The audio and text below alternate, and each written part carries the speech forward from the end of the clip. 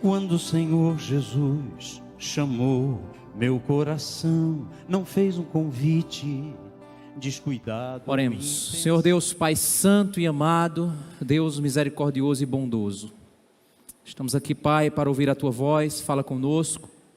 Não nos deixa, Senhor Deus, sairmos daqui sem meditarmos nas Tuas verdades santas, expressas na Tua santa palavra. Abre os nossos corações, transforma as nossas vidas. É isso que nós te pedimos, Pai, agradecemos por tudo, em nome de Jesus. Amém. Podemos sentar, irmãos. A nossa mensagem hoje, ela tem como título: O Apóstolo, a Profecia e a Vontade de Deus. O Apóstolo, a Profecia e a Vontade de Deus. Irmãos, nós temos um dilema doutrinário que tem dividido a igreja durante muitos anos, que é a visão que a igreja tem sobre os dons espirituais. Principalmente especificamente dois deles, que é o dom conhecido como dom de línguas e o dom de profecia.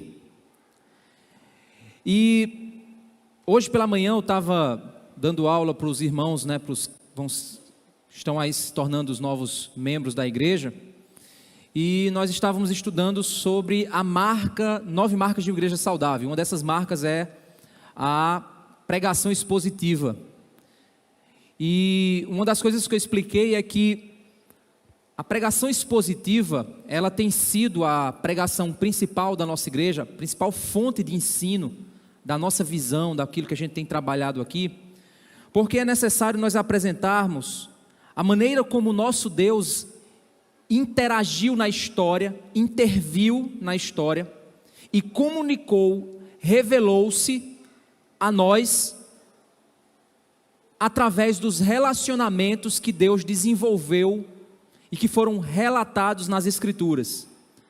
Como Deus se revelou a Adão e Eva, como foi relatado isso nas Escrituras, como Deus se revelou a Abraão, como Deus se revelou a Davi, aos profetas, como Deus então se revelou a Israel, como Deus interagiu com a nação, quais eram os propósitos que Deus tinha, quais profecias foram então entregues, de que maneira a igreja, ela através de Cristo, ela se torna então agora esse povo de Deus. E nós, quando lemos as Escrituras, nós percebemos que ela é repleta de histórias, e até mesmo as próprias epístolas, elas são escritas porque existia um relacionamento do autor da epístola com a igreja, e normalmente esse autor tinha uma autoridade apostólica, ou tinha uma autoridade suficientemente reconhecida por um apóstolo, que fazia com que aquela epístola, ou aquele escrito, ou aquele evangelho, fosse reconhecido como palavra de Deus. Então o que nós temos quando lemos a Bíblia, são histórias de Deus relacionando-se com o homem, e através dos seus apóstolos e profetas, revelando sua vontade para aquele povo, e revelando a sua vontade para nós, a partir do momento que nós lemos essa palavra. Deus, Ele não deixou para nós um livro de teologia sistemática. Você não vai abrir aqui e dizer assim, tudo o que Deus pensa sobre tal assunto está sistematizado. Você não vai encontrar isso na Bíblia. Deus não tem um livro temático, algo que você vai encontrar temas que estão sendo tratados. Deus não intencionou nas Escrituras responder todas as perguntas que o homem tem, mas Deus intencionou nas Escrituras apresentar de que forma Ele entrou na história para resgatar o homem dos seus pecados, como Deus criou todas as coisas, como Deus agora promete a redenção em Cristo e executa esse plano entrando na história, e como Ele irá voltar para glorificar o seu plano, nos levar para a glória, fazer novos céus e nova terra. É isso que a Bíblia narra. E nós então lemos a Bíblia com esse objetivo. Por isso, irmãos, que nós precisamos entender que as Escrituras, da forma como elas estão diante de nós, elas são palavra de Deus, sem tirar nem pôr. A maneira como essa história foi narrada e como esse livro foi escrito e como ele chegou até nós, caracteriza esse livro palavra de Deus, voz, boca de Deus. A teologia é a mente humana na sua tentativa de pensar sobre as coisas divinas. Isso é teologia. E a teologia evangélica, vamos dizer assim, ou reformada, ela é o homem pensando na palavra divina de Deus e a partir da sua mente tentando entender essa palavra divina. Isso é teologia. Então nós precisamos entender que a teologia ela tem limitações, porque a nossa mente tem limitações. A teologia ela se esforça para compreender o todo da Escritura, ela se esforça para responder às perguntas que o homem faz e que o homem faria para Deus, através da reflexão teológica. A partir das Escrituras nós tentamos responder essas perguntas. Isso é a teologia. Por esse motivo, já que a teologia ela é feita pela mente humana, nós não conseguimos alcançar com perfeição a mente divina revelada aqui, mas nós nos esforçamos para compreender o que foi revelado por Deus, de maneira inteligente, racional, para que a gente possa então ser guiado na nossa caminhada, entendendo o que Deus está fazendo conosco e através de nós, certo? É por esse motivo que você vai encontrar tantas linhas teológicas. Por quê? Porque são tentativas de responder determinados dilemas a partir das Escrituras e que por vezes não considera o todo, chega a uma limitação de entendimento, considera coisas que a Bíblia não considera e por isso acaba indo numa direção errada. Existe a teologia que desconsidera muito da Bíblia e essa teologia direciona você para a heresia. Existe a teologia que considera muito das Escrituras, mas sempre vai falhar em determinadas circunstâncias. E aí você tem as teologias que são linhas teológicas, que são bíblicas, mas existem temas de todas essas linhas bíblicas que vão ter situações que eles vão entrar em conflito. É o caso do arminianismo, calvinismo. São linhas que chegam em determinados pontos que a Bíblia não é tão clara, e aí eles começam então a brigar. Alguns brigam mesmo. Divide-se, não se conversa.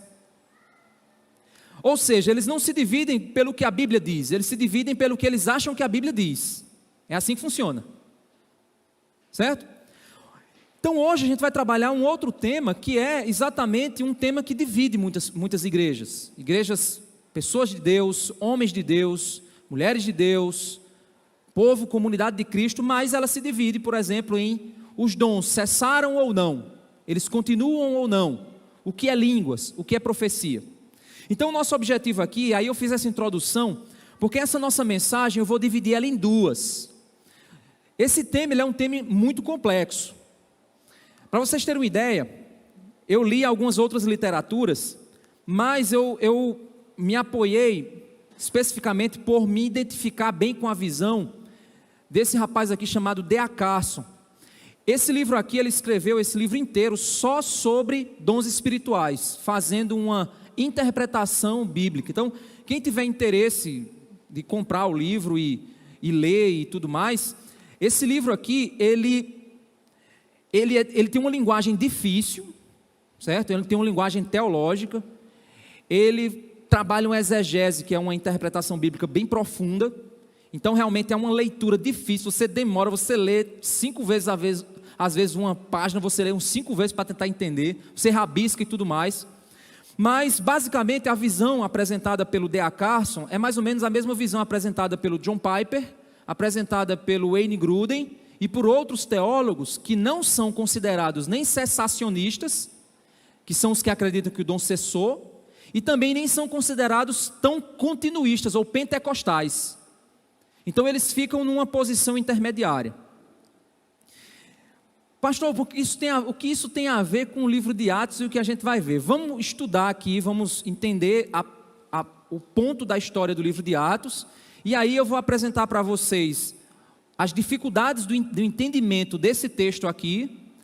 Aí vão haver explicações, eu não vou me ater às explicações de um lado nem de outro, mas vou mostrar para vocês os problemas que surgem. E aí, quando você tenta responder essas questões mais difíceis apenas dizendo cessou, não cessou, você está sendo muito simplista numa discussão tão complexa. É a mesma coisa que você vê na internet, que tem gente aí que resolve o problema do coronavírus fazendo assim. Acha que é uma situação muito simples. Acha que a vida é muito simples. É muito simples. Por isso que eu tenho muito medo de, principalmente teólogos, que nesses temas, esses teólogos são muito prepotentes. E assumem posições, já fez, porque eu tenho certeza que é um tema difícil, é uma discussão complexa. É uma coisa que se discute anos e anos e anos e nem sempre você consegue ter uma resposta. Diante disso, eu tenho a minha posição como teólogo. Eu assumo. Por quê? Porque para que eu possa ter uma compreensão lógica, para que a minha mente possa funcionar de maneira saudável, eu preciso então, em determinadas circunstâncias, assumir uma posição e dizer assim, olha, não está claro para mim, mas eu me sinto confortável caminhando nessa direção. Você também vai fazer a mesma coisa. Você vai dizer, olha, pastor, não concordo com você, mas eu me sinto confortável nessa direção. Mas você não vai dizer assim, eu me sinto confortável nessa direção, não estou nem aí para os outros que pensam diferente. Não, se você fizer isso, você é um prepotente. Porque esse camaradinho aqui já escreveu mais, eu falei 50, mas esse cara aqui já escreveu mais de 80 livros. Ele é uma das maiores autoridades no Novo Testamento do mundo, reconhecido pela capacidade que ele tem. E ele disse que a discussão não se fechou. Como é que eu e você aqui, comendo feijão, um cara já com anos e anos de experiência, diz algo que é um cara que vive isso, eu vou dizer que eu resolvi o problema? Não vou dizer isso, não sou louco? Então são essas situações que a gente começa também a enfrentar. E para quem tem acompanhado a maneira, a metodologia, a forma como eu sempre tento trabalhar, é mostrar para você, porque eu penso assim, de que forma a Escritura está apresentando isso, e você é livre para você tomar a sua decisão. É óbvio que se você chegar para mim e disser que a salvação se perde, e por isso você crê em salvação por obras, vou dizer para você que você está cometendo uma heresia, porque é uma coisa que é indiscutível. Mas tem coisas que você pode pensar diferente de mim, você tem liberdade para fazer isso. Agora você só não pode assumir uma posição prepotente no assunto, porque nem os próprios teólogos mais honestos fazem isso. Porque eu faria, porque você faria, certo? E dessa forma a gente vai o quê? Crescer, ser inteligente, saber ser uma igreja que raciocina, que pensa, que reflete.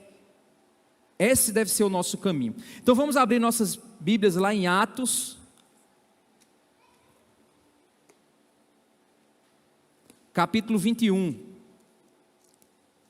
Bem, depois que Paulo saiu então lá de Éfeso, e ele se despediu de Éfeso não, ele se despediu dos presbíteros de Éfeso, no capítulo 21, verso 1 diz assim: depois de nos separarmos deles, navegamos diretamente para a ilha de Cós.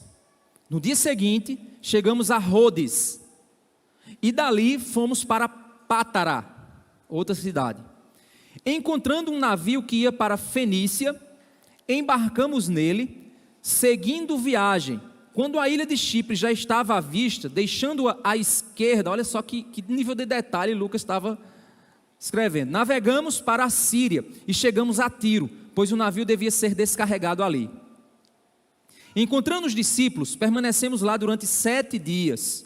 Movidos pelo Espírito, eles recomendavam a Paulo que não fosse a Jerusalém. Vamos lá, primeiro ponto. O texto aqui diz que eles foram movidos pelo Espírito e recomendaram a Paulo. O que é que está acontecendo aqui? O apóstolo Paulo havia sido comunicado, havia sido revelado a ele pelo Espírito Santo que ele deveria ir para Jerusalém, e ele estava então obedecendo a Deus diante dessa recomendação do Senhor para ele. Deus havia revelado isso para ele, Deus havia guiado e direcionado ele como apóstolo, ele tinha essa ligação e aí ele estava indo na direção. Agora esses irmãos, eles pelo Espírito dizem a Paulo o quê? Não vá para Jerusalém. Surge um problema aqui.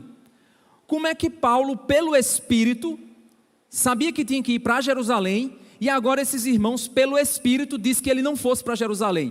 Quem estava certo? Aí vem um detalhe. em nenhum ponto o texto aqui faz Paulo repreender esses irmãos. Se por acaso aqui estivesse falando de uma falsa profecia ou de uma falsa emoção, vamos imaginar assim, uma falsa emoção, creio que a reação de Paulo seria semelhante à reação de Cristo, quando Pedro disse, não, tem misericórdia de ti. Pedro disse, não, peraí, para trás de mim, Satanás. Por quê? Porque se Jesus não fosse para a cruz, a gente não estaria salvo. Paulo teria que ir para Jerusalém, porque o Espírito de Deus havia dito isso. Então, é necessário você entender que a palavra grega para Espírito Santo e para Espírito relacionado a emoção, sentimento, é a mesma palavra grega. Portanto, quando você vai traduzir a palavra Espírito, para saber se o autor está se referindo ao Espírito Santo ou à emoção humana, você tem que ler o contexto para saber interpretar. Certo? Diante disso, apesar de que na minha Bíblia aqui está falando Espírito Santo com E maiúsculo, mas entendo eu que o que ele está se referindo aqui é a emoção humana, o sentimento. Porque o Espírito não iria revelar uma coisa que não havia sido revelado para Paulo. Então o que estava acontecendo aqui é que esses irmãos estavam de fato sentindo que algo aconteceria com Paulo lá, e movidos pelo Espírito, pela emoção deles, ele chegou lá e disseram, Paulo, não vá, Paulo. Paulo permaneceu 7 dias por consideração aos irmãos, mas o verso 5 diz, passados aqueles dias, saímos para continuar a viagem. Ou seja, ele não viu os irmãos, ele foi. Não havia sido revelado pelo Espírito a ele que ele deveria ir, pois ele estava indo. Todos os discípulos, cada um com sua mulher e com seus filhos, nos acompanharam até fora da cidade. E ajoelhados na praia oramos, despedindo-nos uns dos outros, embarcamos e eles voltaram para casa. Ok. Verso 7. Quanto a nós, concluindo a viagem iniciada em Tiro, chegamos a Ptolemaida, onde saudamos os irmãos, passando um dia com eles. No dia seguinte, partimos e fomos para Cesareia, e entrando na casa de Filipe, o evangelista, que era um dos 7, ficamos com ele. O que é isso? Ele era um dos 7, Filipe. Filipe era o evangelista, aquele diácono que havia sido escolhido no início de Atos. Um dos diáconos, que eram 7. Ele era o Filipe, que era também evangelista. Eles ficaram na casa de Filipe. E aí vem outro detalhe, olha o verso 9 agora. Filipe tinha 4 filhas solteiras que profetizavam. Ok. Você não vai perceber nesse texto nenhuma referência a essas profetisas e ao profeta que vai vir na sequência com uma referência negativa. Você não vai ver essa referência aqui no livro de Atos. Significando então que essas profetisas eram reconhecidamente mulheres profetisas. Isso colabora com Atos capítulo 2, quando Pedro diz que o Espírito Santo desceria e vossos filhos e filhas profetizariam. Vossos jovens terão visões, ou seja, aquele derramado Espírito. Então, nada fora do comum aqui. A grande questão aqui é que, quando você afirma que as mulheres profetizam, e você começa a afirmar que profecia e pregação é a mesma coisa, você vai entrar num conflito lá na frente em Coríntios. Porque Paulo tem hora que diz que as mulheres profetizem, e tem um momento que ele diz, mulheres fiquem em silêncio. E aí? Lá em 1 Timóteo, Paulo disse para as mulheres permanecerem em silêncio, porque não lhes é permitido falar. Em que contexto? Contexto de pregação, de ensino. A autoridade de ensino. Quando Paulo diz isso lá em 1 Timóteo, Paulo não está falando de incapacidade feminina para pregação. Não é isso que Paulo está se referindo. Eu já trouxe estudo aqui sobre isso, vocês sabem muito bem do que eu estou falando. Para o pessoal que vai acompanhar aqui depois, pode ficar dizendo assim, esse pastor está conversando besteira. Não, para quem acompanha as minhas mensagens, um certo dia já trabalhei esse tema aqui com vocês. O que Paulo questiona não é incapacidade feminina, mas irresponsabilidade masculina. É diferente. Certo? O que Deus está falando através de Paulo, em 1 Timóteo, é que Deus fez homens e mulheres com papéis distintos. E uma das responsabilidades masculinas é proteger por meio da doutrina. E quando os homens são preguiçosos, quando os homens não são líderes, quando os homens são covardes, eles param de proteger a igreja de modo doutrinário, e suas famílias também. E é nessa sequência então que Paulo diz: dessa forma o homem peca contra estaria pecando contra sua própria masculinidade, e a mulher, ao assumir a posição que o homem não assumiu, ela estaria pecando contra sua feminilidade. Mas e agora? Se profecia e pregação é a mesma coisa, Paulo está se contradizendo com Lucas, com Pedro, com todo mundo. E agora? Como é que vai resolver o problema? Como é que vai resolver a bronca? Guarda isso aí na cachola, a gente vai conversar um pouquinho mais na frente. Certo? Então temos aqui profetisas, mulheres que profetizavam. Depois o verso 10 diz: demorando-nos ali alguns dias, veio da Judeia um profeta chamado Ágabo, outro profeta, agora um homem, que aproximando-se de nós, pegou o cinto de Paulo, tomou o cinto de Paulo, amarrando com ele os próprios pés e mãos, declarou: assim diz o Espírito Santo, é isto que os judeus em Jerusalém farão ao dono deste cinto, para entregá-lo nas mãos dos gentios. Ou seja, o profeta profetizou o quê? Vão pegar Paulo, os judeus vão pegar Paulo, amarrar e entregar para os gentios, julgarem ele, matarem ele e tudo mais. Guarda essa informação também na tua cabeça. Quando ouvimos estas palavras, todos nós, como os daquele lugar, rogamos a Paulo que não fosse a Jerusalém. Perceba agora que no verso 12, Lucas está escrevendo, se colocando no lugar. Antes eles foram, eles fizeram, chegaram, fulano fez. Agora Lucas começa a se colocar como alguém envolvido na situação. Ele diz assim: quando ouvimos estas palavras, as palavras do profeta, tanto nós, como os daquele lugar, rogamos a Paulo: não vá para Jerusalém, Paulo. Segunda vez que estão dizendo a Paulo: Paulo, não vá, Paulo. O Espírito Santo está dizendo isso. Detalhe, não foi o que Ágabo falou. Ágabo apenas disse o quê? Ele vai ser preso. Os judeus vão amarrá-lo e entregar ele aos gentios, para os gentios fazerem o que quiserem com ele. Foi isso que Ágabo disse. Mas a interpretação agora de quem o viu foi: Paulo, não vá, vai ser perigoso lá. Continuando, verso 13. Mas ele respondeu: o que estão fazendo ao chorar assim e partir meu coração? Pois estou pronto não só para ser preso, mas até para morrer em Jerusalém pelo nome do Senhor Jesus. Como Paulo não se deixou persuadir conformados, dissemos, Lucas também estava no meio: seja feita a vontade do Senhor. Paulo sabia, o próprio Espírito Santo havia revelado. A gente já viu nos textos anteriores que o Espírito Santo havia dito a Paulo que ele iria passar por isso. Então ele tinha que ir para Jerusalém, ele estava obedecendo a Deus. Pela segunda vez, então, interpretaram a profecia e disseram assim: não vá não, Paulo, Deus está, olha aí, ó, está vendo? Ó, vá não, Paulo. Mas não era isso que estava sendo dito. E aí Paulo manteve-se firme naquilo que Deus havia revelado para ele, que Deus havia dito para ele. Ele estava obedecendo a palavra do Senhor e não as emoções dos homens. Passados aqueles dias, tendo feito os preparativos, fomos para Jerusalém. Alguns dos discípulos também vieram de Cesareia conosco, trazendo consigo Minasson, natural de Chipre, velho discípulo com quem nós deveríamos hospedar. Quando chegamos a Jerusalém, os irmãos nos receberam com alegria. No dia seguinte, Paulo foi conosco encontrar-se com Tiago, e todos os presbíteros se reuniram. E tendo-os saudado, contou os detalhes, o que Deus tinha feito entre os gentios por seu ministério. Paulo contando a eles, né? Ouvindo isso, eles deram glória a Deus e disseram: você percebe, irmão, que há milhares de judeus que creram, e todos são zelosos da lei.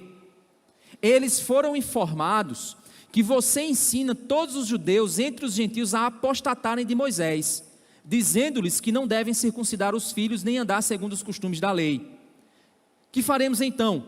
Certamente saberão que você chegou.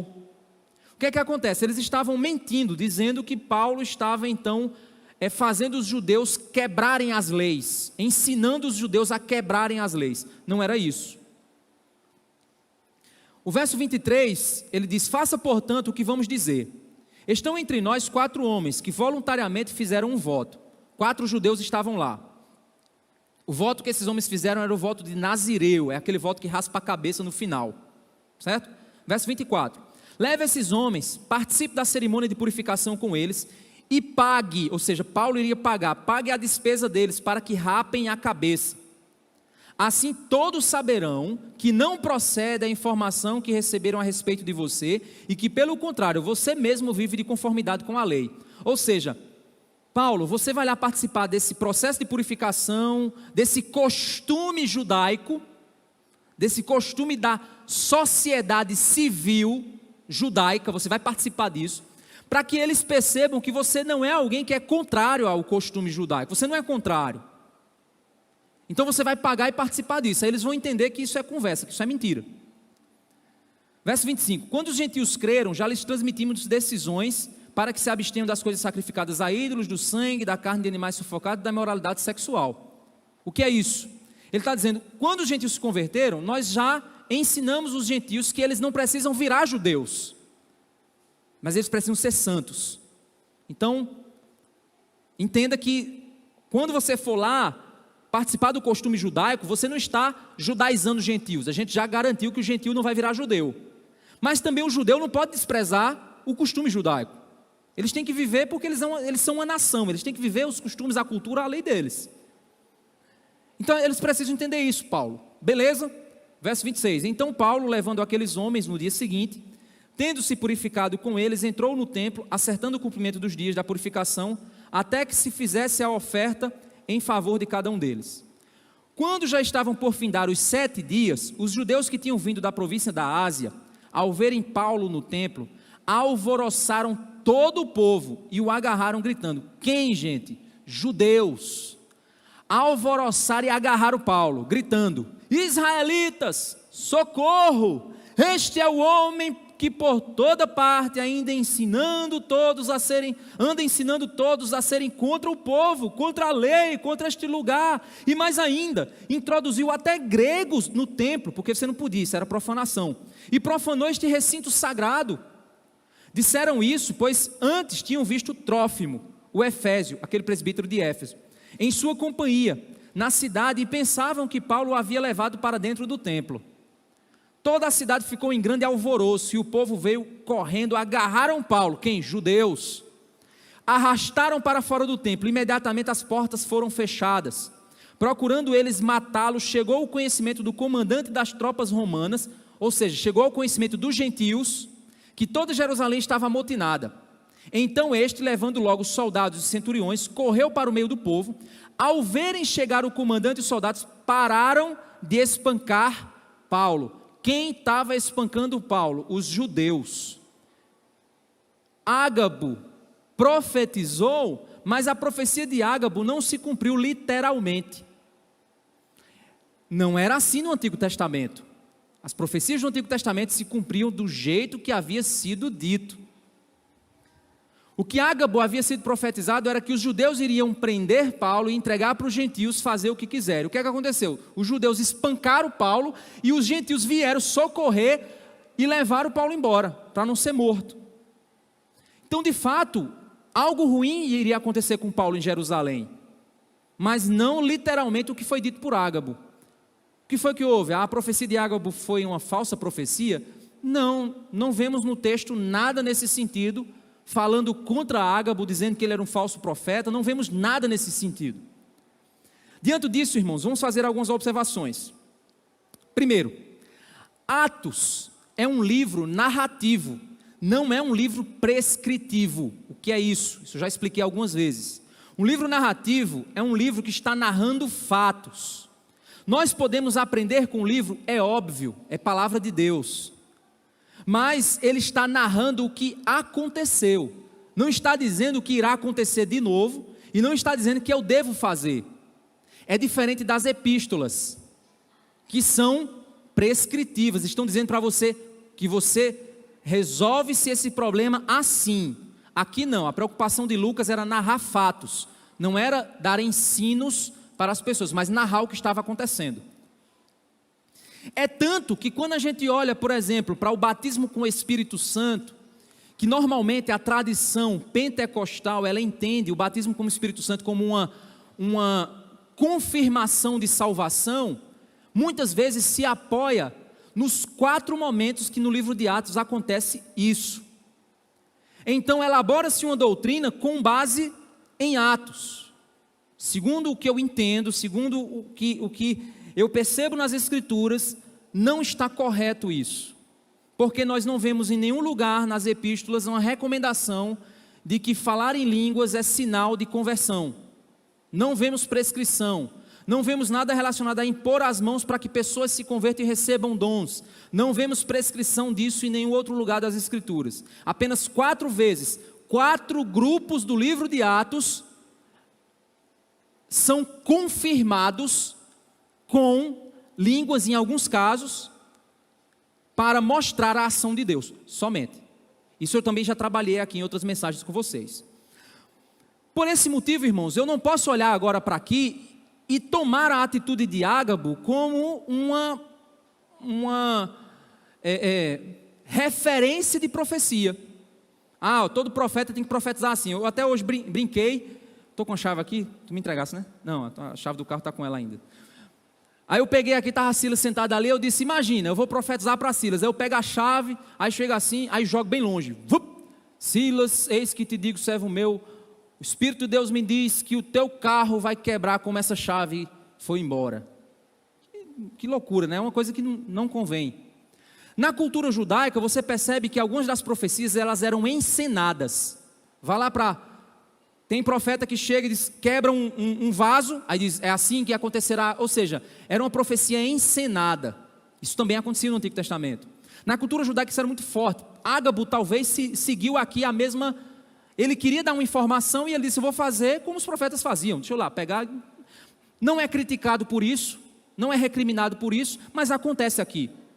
Não vemos em nenhuma epístola a recomendação de que profecia tem que ser encenada. Dom de profecia tem que ser encenado, não vemos isso. Não vemos em nenhum lugar das Escrituras a recomendação de que a profecia tem que ser, eis que te digo, servo meu. Não vemos em nenhum lugar das Escrituras a referência com relação a isso. Só o Antigo Testamento isso acontece quando eles falam, assim vem a palavra do Senhor e diz para você. Mas você não vê da forma como a gente às vezes vê as pessoas fazendo. Então existe muito entendimento e criação que não é fruto das Escrituras. É fruto de costumes que vão sendo trabalhados dentro da igreja sem a direção da palavra. Outro ponto. Quando você considera a visão, e aí eu vou usar aqui os lados, né, do púlpito para te ajudar a guardar a informação, certo? Desse lado é quando você considera que os dons continuam. Os dons espirituais continuam. Quando você faz isso, você pode incorrer em alguns erros. Segundo eu vi nos livros que eu li, dessas visões, e também a própria experiência mostra para a gente isso, e até os próprios, aqueles que creem que os dons cessaram, também entendem isso que eu vou dizer, certo? Mas pode ser que algum irmão pentecostal esteja assistindo, ou alguém tenha uma visão aqui diferente, e não concorda com o que eu vou dizer. Tudo bem, não tem problema, mas o ensino está sendo dado. Quando você considera que os dons continuam, e você considera que o que ocorre hoje nas igrejas é dom de línguas, você começa então você tem que encontrar uma explicação. Por quê? Quando eu olho para a Bíblia e vejo quando as línguas se manifestavam, é muito claro o entendimento bíblico de que as línguas eram idiomas, com a função de evangelização. É muito claro isso, muito claro, já trabalhei isso aqui também com vocês. Então, quando eu olho para o que está acontecendo aí, e eu comparo com o que está na Bíblia, eu digo, peraí, isso que está aqui não é isso que está aqui. Aí a explicação é o quê? Língua de anjos. Qual é o problema? Quando eu pego uma palavra de um versículo, de um capítulo, de um livro da Bíblia, onde nenhum outro lugar você vê nenhuma referência a respeito disso, e eu digo que aquela palavra do versículo, do capítulo, do livro, da Bíblia inteira, cria uma doutrina, eu estou incorrendo num erro terrível. Estou criando uma doutrina a partir de um texto bíblico. E um texto mal compreendido, porque quando a intenção de Paulo ali não é dizer que existem língua de anjos.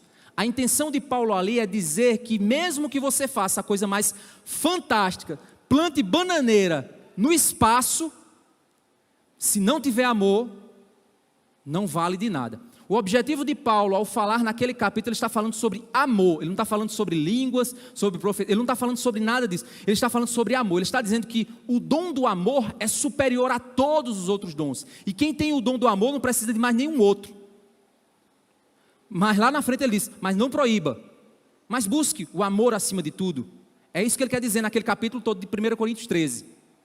Então eu não posso pegar todo o entendimento de Paulo e reduzir a um texto que não está querendo dizer o que as pessoas dizem que ele disse, que é porque existem língua de anjos, e essas línguas que ninguém entende são de anjos. No meu entendimento e com todo respeito, isso é uma forçação de barra. É uma forçação de barra, certo? Outra coisa é quando eu entendo agora também que as profecias que ocorrem por aí são de fato palavra de Deus. Eu agora começo a cair num erro, eu ponho a Bíblia em perigo, eu ponho a vida espiritual das pessoas em xeque, porque a Bíblia diz, toda a escritura é inspirada por Deus e proveitosa para o ensino, para a educação na justiça, para redarguir, para que o homem de Deus seja habilitado para toda boa obra. Quando eu digo que o cara que levanta e diz, eis que te digo, servo meu, ele está falando a palavra de Deus, o cara pode então dizer aquilo que a Bíblia não diz e pôr em xeque o que a Bíblia diz.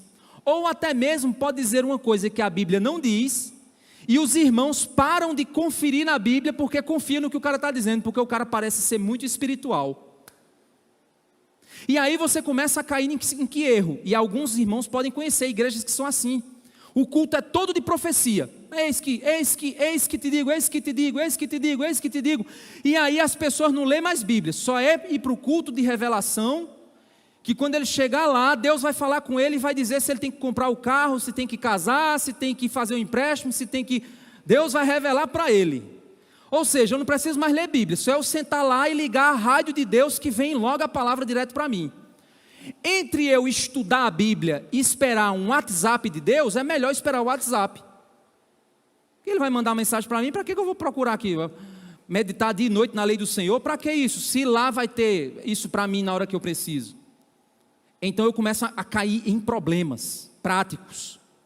E aí vem os exageros proféticos, aí vem as profetadas, aí vem as diversas aberrações que existem, infelizmente, hoje em dia, pelo total descontrole, e que o próprio apóstolo Paulo, ele diz, julguem as profecias.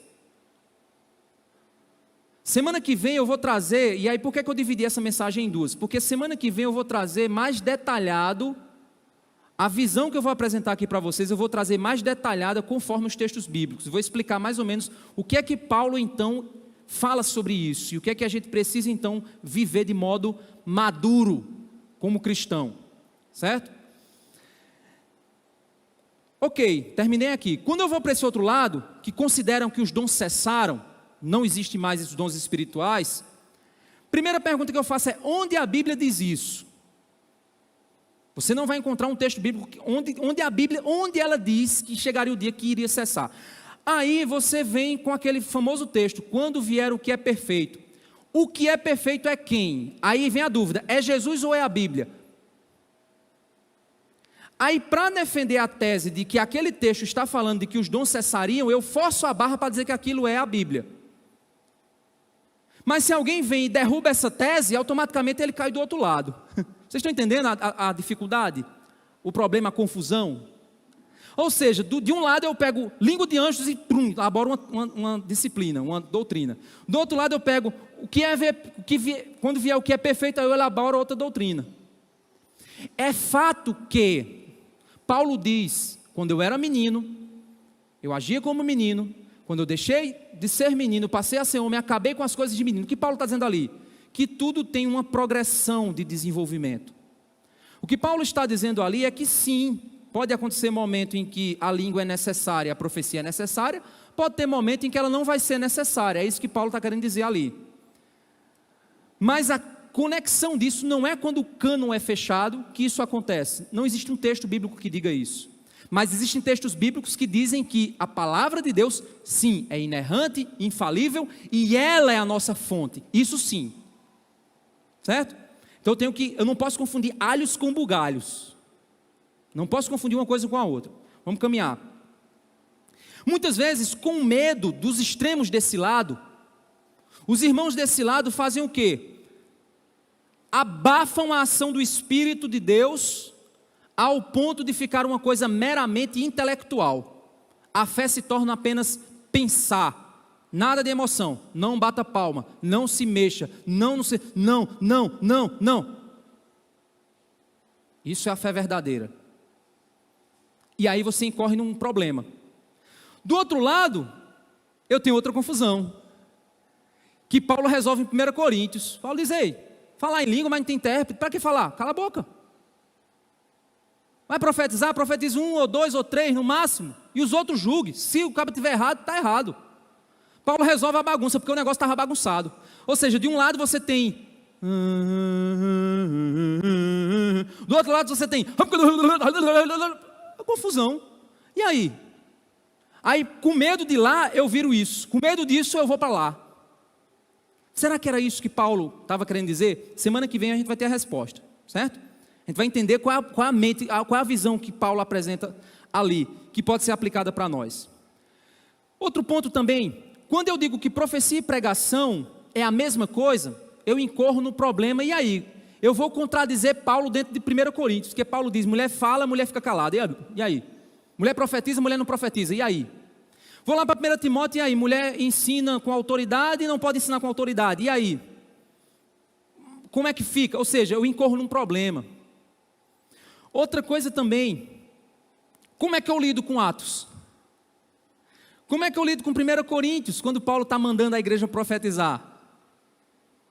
Ou está mandando a igreja, está dizendo: não proibais falar em línguas. Como é que eu lido com isso? Eu não estou falando de Atos não, eu estou falando de Coríntios. Como é que eu lido com isso? Está entendendo? Não, mas era só na época de Coríntios.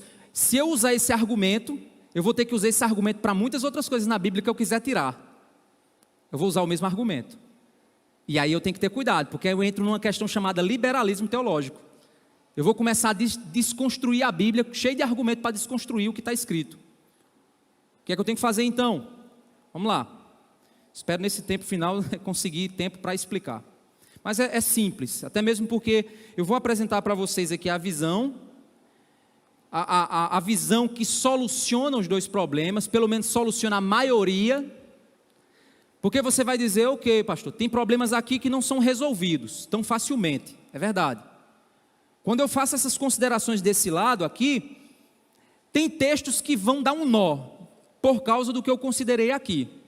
Quando eu vou para esse lado, vão ter textos que vão dar outro nó também. Quando eu considerei isso aqui, ok, o que fazer então? Vou apresentar então para vocês a visão que, aí eu vou repetir, não é uma coisa minha, não fui eu que descobri, acordei de manhã e disse: eita, agora é isso, não. É a visão que os mais conhecidos que defendem essa linha de entendimento é o D.A. Carson, John Piper, Wayne Grudem. Principalmente foram os três, principalmente, que eu li para entender. E quando eu fui lendo, eu fui entendendo que aquilo fazia mais sentido para o que a gente tem aprendido aqui na igreja.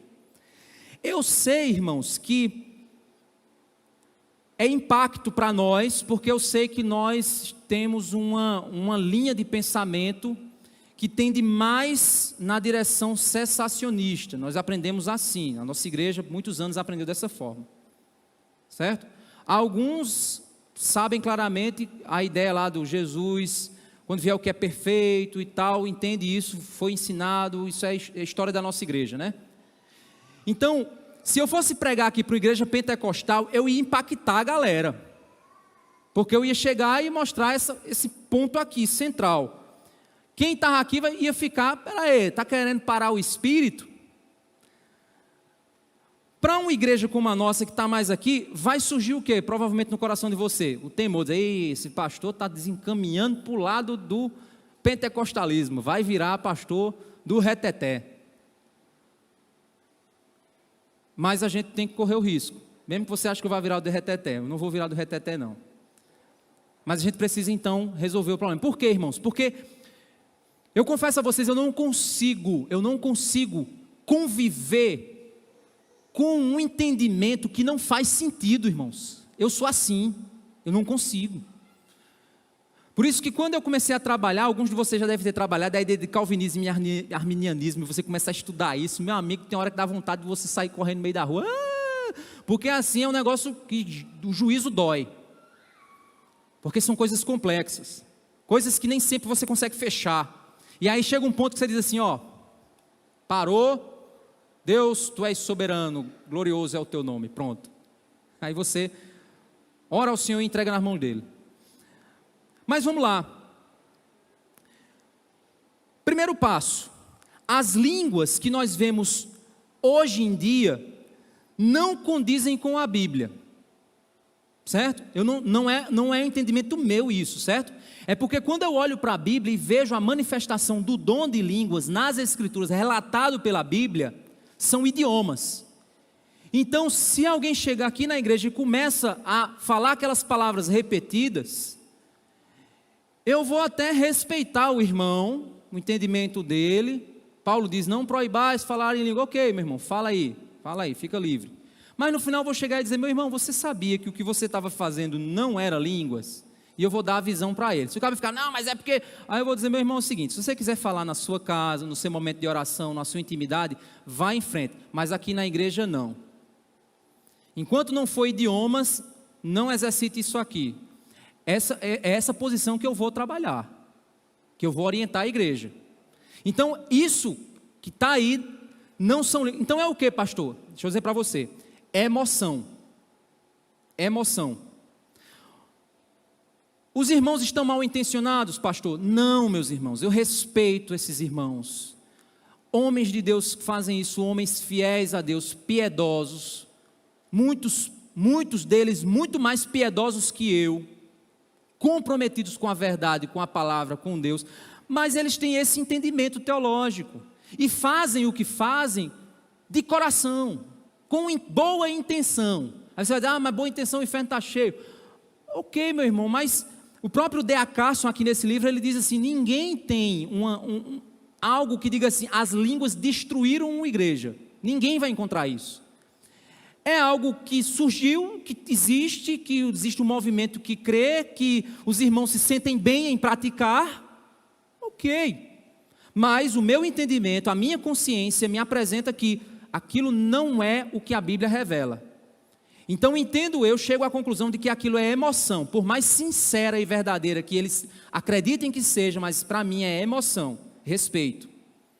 Ok. Outro ponto. Não temos textos na Bíblia que afirmam que os dons cessariam. Então eu não posso afirmar que os dons cessaram. Espera aí, pastor, que contradição é essa? Nenhuma. Quem dá o dom? É Deus. Ele dá quando? Quando Ele quer. Ele não dá quando? Quando Ele não quer. Por que Ele dá? Porque Ele tem uma missão para aquele dom. E quando Ele não deu? Porque Ele não tem missão para aquele dom.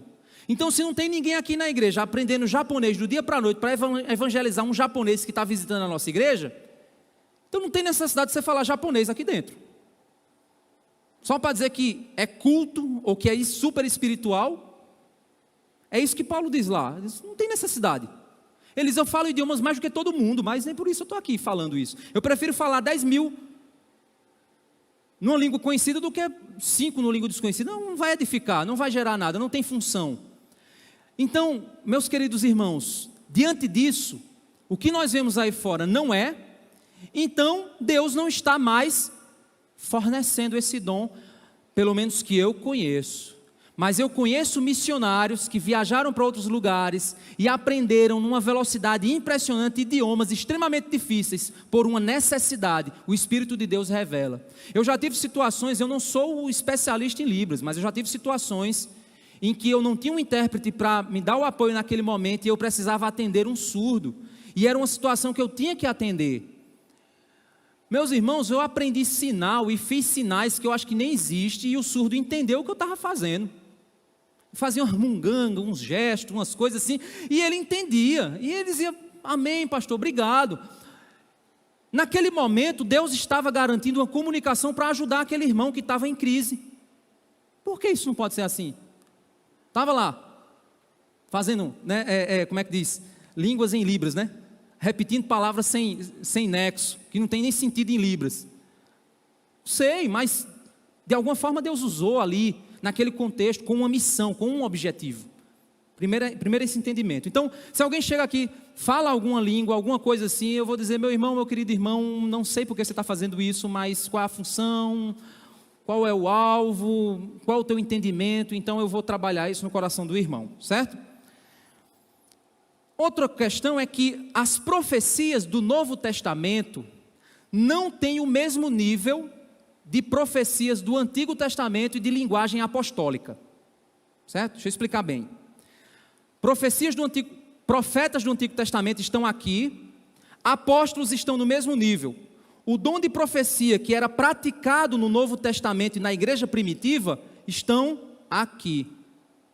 Não é mesmo nível. Então, qual é o entendimento do dom de profecia? Esse é o problema. Que quando a gente fala de dom de profecia, o primeiro entendimento que vem na cabeça das pessoas é que o cabo vai levantar no meio da igreja e vai dizer, eis que te digo, servo meu. Isso não é o entendimento de dom de profecia da Bíblia. Se você procurar texto que orienta que seja feito assim, você não vai achar. Então, o que seria o dom de profecia? Agora eu vou explicar então qual é a visão apresentada por esses homens e que eu entendo que é a visão que se encaixa e que harmoniza 1 Timóteo, 2 Timóteo, Pedro, harmoniza toda a Bíblia no entendimento correto das coisas.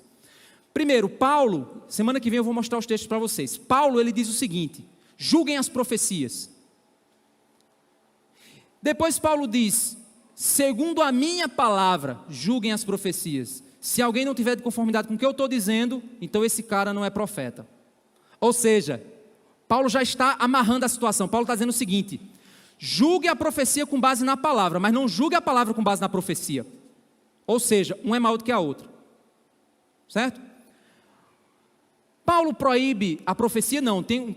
Lá em 1 Coríntios, Paulo diz, busque o profetizar, mas não proíba falar em línguas. O que ele está dizendo? Busque o profetizar. Aí, automaticamente, na nossa cabeça, já vem o quê? Busque o cara que levanta e diz, eis que te digo. Não é isso.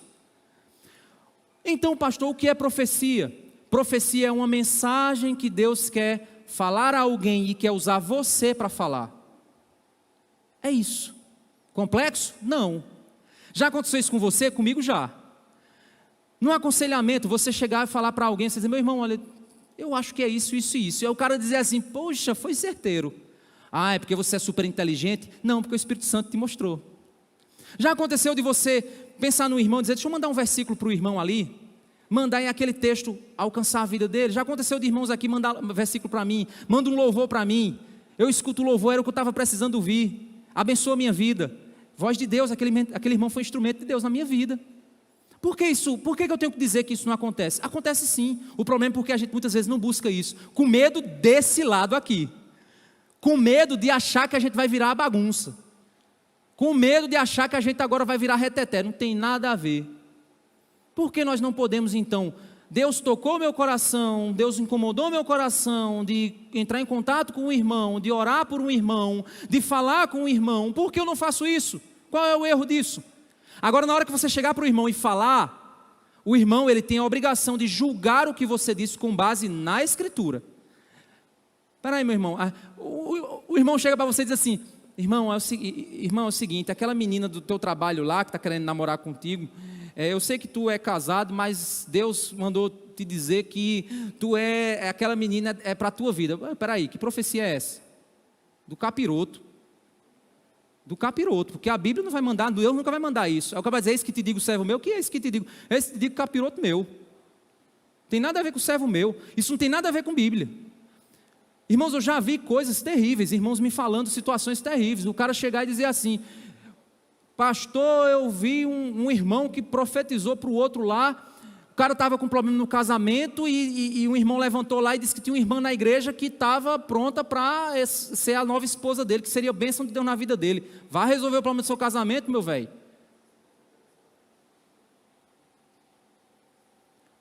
Perceba o que Paulo então está passando aqui. Duas situações chegaram, levantaram para Paulo e disse, Paulo, não vá não, Paulo, o Espírito está me revelando. Paulo diz, não, eu vou. Paulo julgou. Ágabo chegou, ele não disse para Paulo não ir, entendam isso.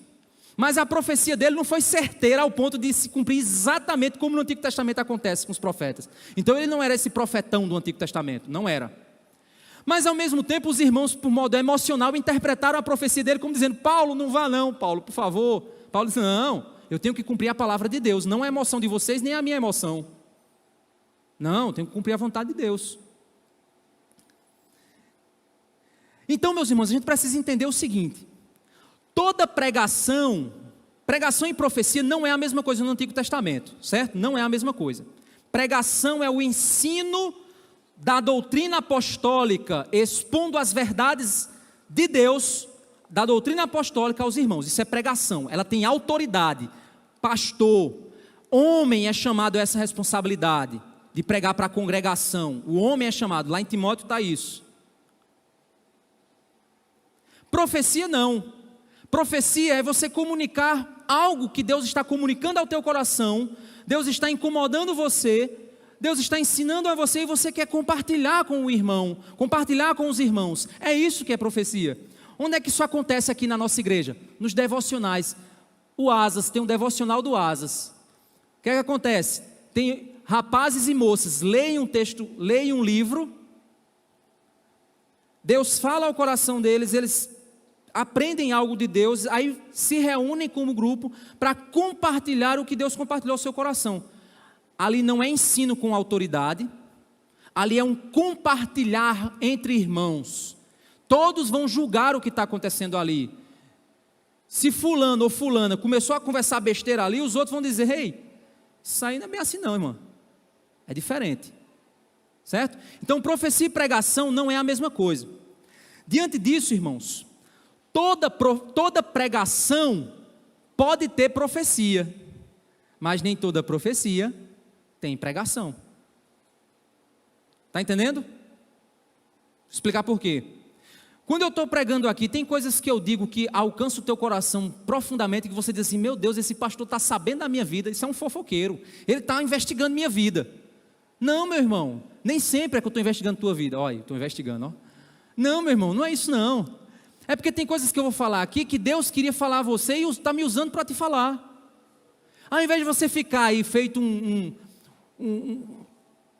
mal amado e olhando assim: esse miserável está dando indireta para mim, faz o seguinte: receba em Cristo.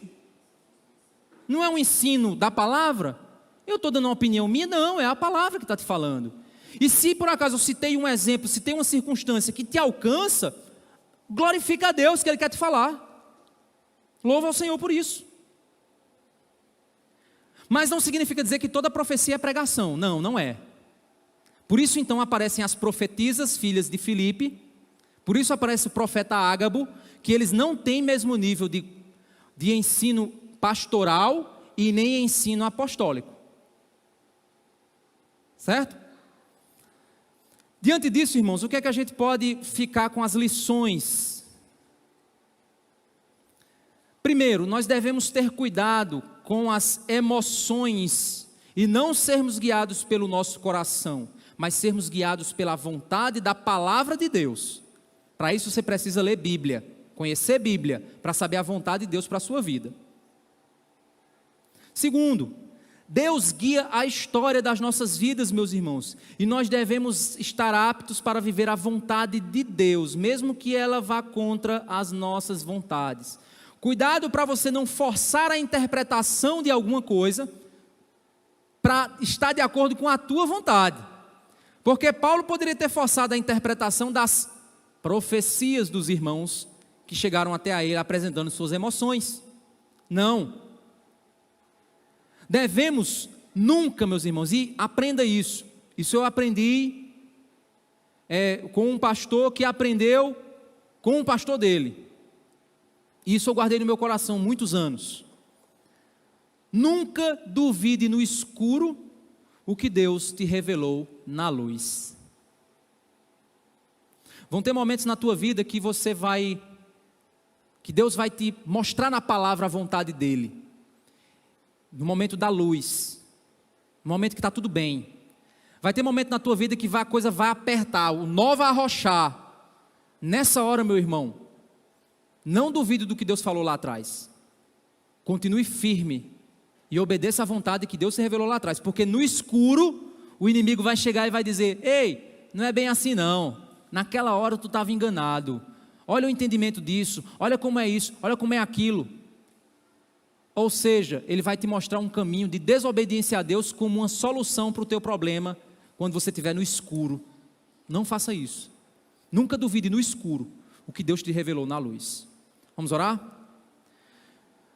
Senhor Deus, Pai santo e misericordioso, obrigado por tua bondade e graça, Senhor. Abençoa, Pai, nossas vidas, nos ajuda, Senhor Deus, como igreja, a sermos equilibrados, sermos conscientes, entendermos, Pai, que a tua palavra, Senhor Deus, ela nem impede a ação do Espírito, mas também não desorganiza a igreja, Pai. Mas a ação do teu Espírito sempre é submissa à tua palavra, submissa à tua vontade, e que nós como igreja sejamos equilibrados, Pai, em relação a tudo isso. Obrigado por tua graça e verdade em nossas vidas, Pai. Nos ajuda a nunca duvidarmos, Pai, no escuro, aquilo que o Senhor nos revelou na luz. Obrigado por tua graça e bondade. Te pedimos em nome de Jesus.